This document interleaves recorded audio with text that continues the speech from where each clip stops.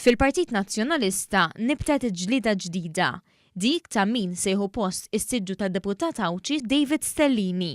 Kollox jindika li wara l-elezzjoni tas-Sibt li ġej, David Stellini se jibda jaħseb biex imur lura fi Brussell fejn kien jaħdem sa qabel l-2017. Il-Malta Today rapportat li Stellini telaq xogħol imħallas tajjeb biex ġie fil-Parlament Malti u issa l-ħsieb tiegħu u li jmur lura.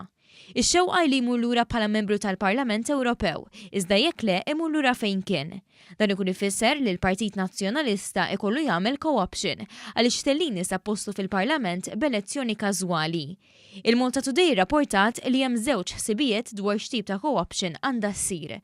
Dawk li appoġġjaw lil Adrian Delija qed jgħidu li bidritt jidħol lura Jean-Pierre De Bono, il meta Delija ma sab lil ħadd biex iċedilu s-siġġu kienu li riżenja mill-Parlament biex il-kap tal-partit seta' jsir kap tal-Oppożizzjoni.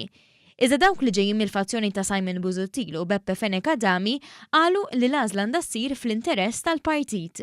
U ma jemnu li l-interess tal-partit jitlob li tkun co-opted Roberta Mezzola. Dan bilan li skontuma jissaħħaħ il-grupp parlamentari. Iżda iktar minn hekk tkun qed tissaħħaħ il-fazzjoni tagħhom. Biex jintażel il-bniedem li jħossiġġu trid issir diskussjoni fl-istrutturi tal-Partit Nazzjonalista u hemm mistennija jqumu l-irwifen kollha.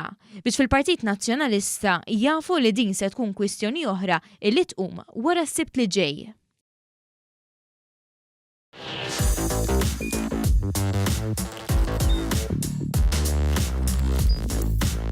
Idħol fuq one.com.mt u hemmhekk tista' tara l-programmi kollha li jxandru fuq One permezz ta' One Play.